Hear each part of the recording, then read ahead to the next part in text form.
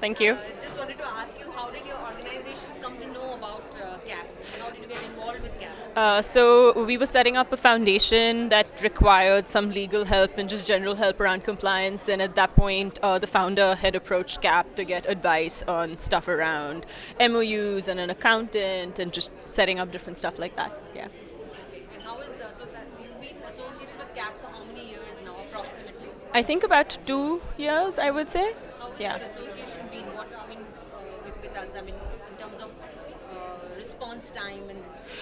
So I think CAP's been amazing because, like I said, we're just setting up this foundation, and that's why I was brought on to my organization, which is Adhyayan. And so far, what's been amazing is getting advice from them as being a very nascent organization in the nascent phases to understand things like how do you talk about your work, what interests people, even simple things like when you're partnering with somebody, setting up an MOU. CAP has been really helpful in helping us think about all those different aspects of setting up something very new. When you hear the word compliance complete, what does it mean to you? I mean, what do you infer from it? So compliance complete to me, I think there's just so many different pieces to it, and I think we're still in that process of exploring all of it. But of course, like when they talk about fundraising, like knowing exactly, because we don't yet have an FCRA, for example, right? But like when we're thinking of getting funds from people who might not be in India, like knowing exactly what that means for your organization.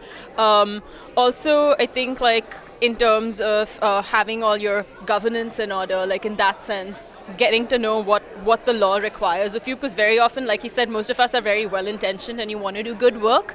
But you forget that other side of it, that there are so many very intricate things in the law that you might completely miss out, and it's really helpful to have somebody point that out to you in a way that's not overwhelming. There are a lot of enablers, the support, the different support organizations now in the similar space that CAP is in. Right. So how do you think CAP is making a difference, or what is the one thing that CAP can do to make a difference, according to you? What can CAP do to make a difference?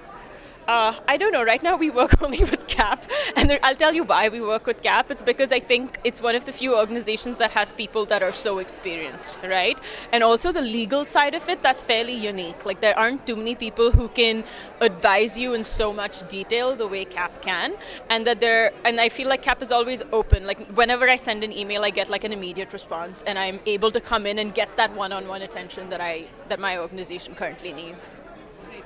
And today, what are your expectations from the conference? I mean, what are you hoping to take away?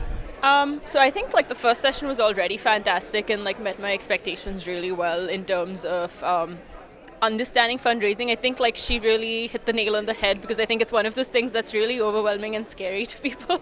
And so I think the first session already with fundraising was amazing, and I'm really looking forward to seeing some of it, because we're not yet in a place to think about some of those things yet, but I'm mainly here because it's going to be something that I need to plan for like a year ahead, and I'm really looking forward to hearing what other people are doing.